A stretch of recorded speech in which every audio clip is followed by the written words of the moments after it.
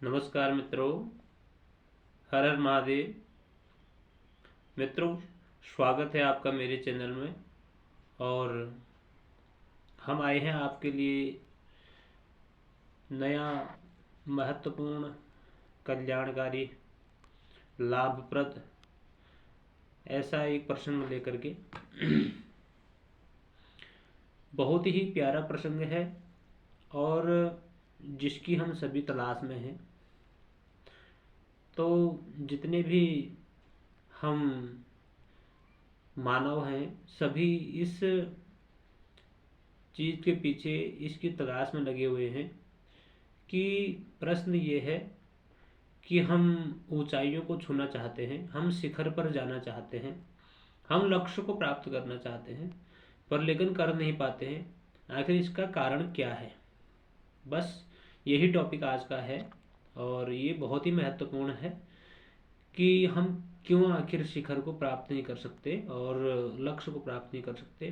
भाई, इसका ये बहुत ही प्यारा उत्तर लेकर के आया हूँ और आज के वीडियो के माध्यम से आप तक पहुँचाने का प्रयास कर रहा हूँ।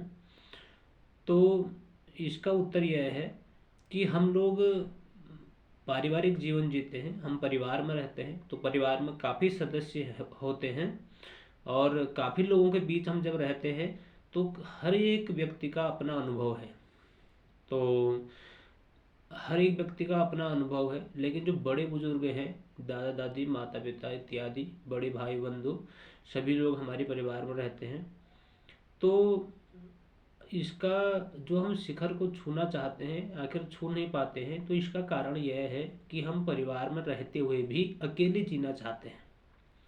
अकेला जीना चाहते हैं तो अकेले में हमको अनुभव नहीं होता है, लेकिन हम चल पड़ते हैं उस शिखर की तरफ, उस लक्ष्य की ओर जहाँ हमें हमें उस चीज़ की प्राप्ति नहीं हो पाती है, क्योंकि हम दूसरे का अनुभव नहीं लेते हैं।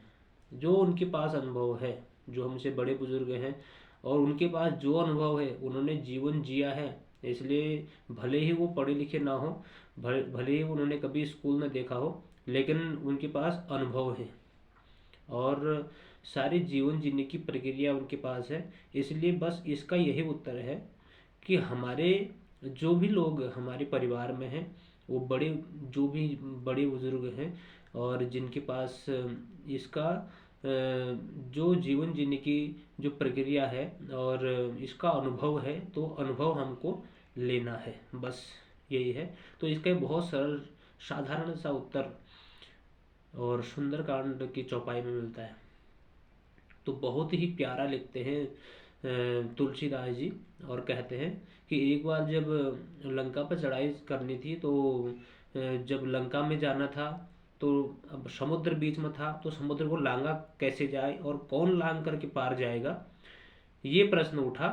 तो सभी बानर भालू सहित सभी समुद्र के किनारे जब आकर के एकत्र हुए, तो एकत्र होने के बाद सबसे प्रश्न किया कि कौन जाएगा।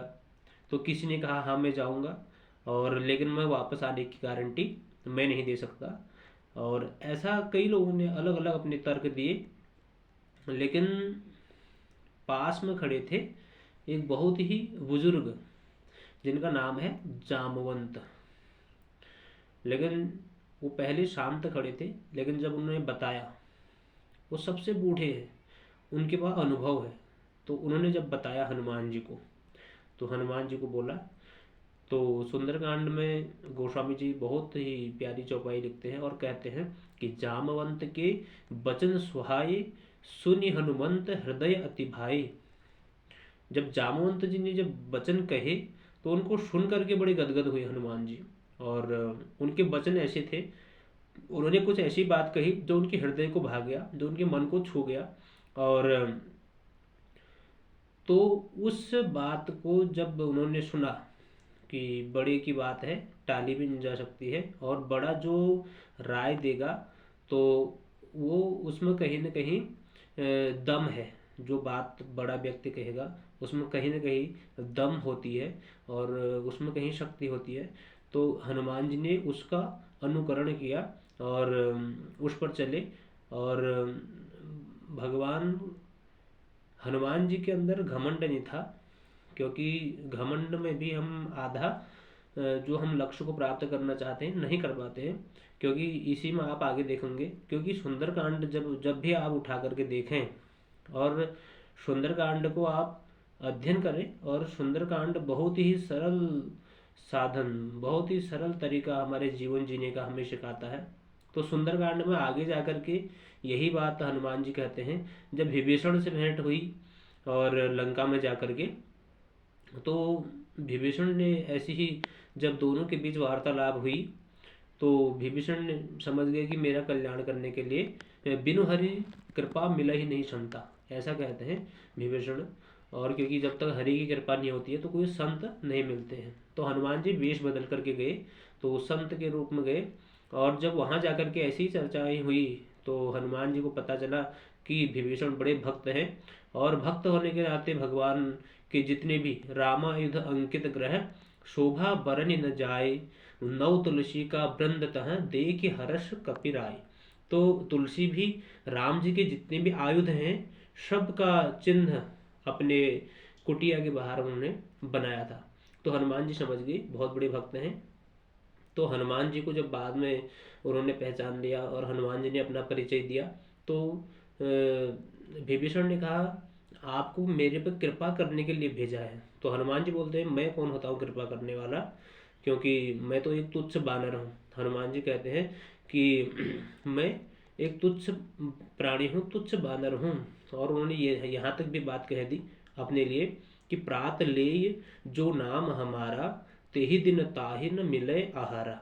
बस ये उनका कहना है कि मैं इतना अधम हूँ, अश्मय अधम सखा सुनो, मोहू पर रघुवीर। तो कहते हैं अश्मय अधम सखा सुनो, मोहू पर रघुवीर की नहीं कृपा।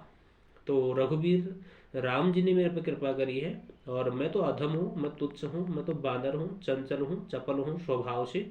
और ऐसी बात अपने लिए हनुमान जी कहते हैं। तो घमंड न हो, और दूसरा हम अपने से बड़े बुजुर्गों का जो उनका अनुभव है वो अनुभव को लेने का प्रयास करें। बस यही हमारा शिखर छूने का और लक्ष्य को प्राप्त करने का, और कहीं जाने की ज़रूरत हमें नहीं है।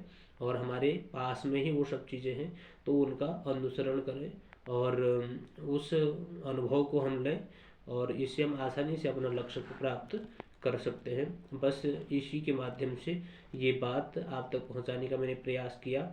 और आप ज़्यादा से ज़्यादा इसको देखें, और एक बार अगर आपने सुंदरकांड पढ़ी है तो और पढ़ें और अध्ययन करें, और उसमें से जीवन जीने का सरल तरीका, सरल उपाय आप ढूंढें।